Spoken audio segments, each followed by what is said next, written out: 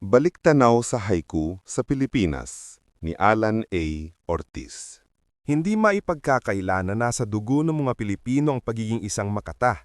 Ginagamit ito sa paghehele, ritual, pagtatanim, paglalakbay at pagdiriwang. Ito ang naging gintong panahon ng panitikang Pilipino dahil sa namamatay na panitikan dahil ang mga manunulat ay sumusulat sa wikang Ingles. Dumating ang haiku noong panahon ng mga Hapon, 1942 to 1945. Ipinagbawal noon ng Ingles kaya ginamit ng mga Pilipino ang sariling wika sa tulat. Ang haiku ay maikling tula na may 17 pantig. 5, 7, 5. Karaniwang tungkol sa kalikasan at damdamin. Si Gonzalo K. Flores o Severino Gerundio, isang avant-garde, ang unang Pilipinong sumulat ng haiku. Sumikat siya noong panahon ng Hapon. Narito ang mga naisalin niya sa Tagalog at inilathala sa magasing Liwayway. Halimbawa ng haiku, tutubi. Hila mo'y tabak, ang bulaklak nanginginig sa paglapit mo. Anyaya, ulilang damo, sa tahimik na ilog, halika, sinta. Dahil sa internet, muling sumigla ang pagsusulat ng haiku. Nabuo ang mga grupo ng makata sa online.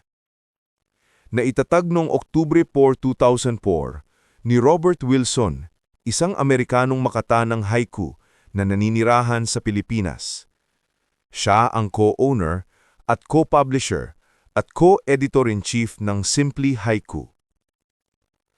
Mga pangkat ng makata sa online sa Yahoo. Layuning magsalin ng mga Japanese haiku sa wikang Pilipino. Una, Brown Song o Kayumangging Awit. Nabuo noong 2004. Pangalawa, Bahaghari. Nabuo noong 2005. Noong 2006, ipinagdiwang ang Philippine-Japan Friendship Day. Inanunsyo ni Pangulong Gloria Macapagal Arroyo. Nagsimula ang paligsahan sa haiku para sa mga Pilipino. Ang haiku ay isang maikling tula na naglalarawan ng kalikasan, damdamin at buhay.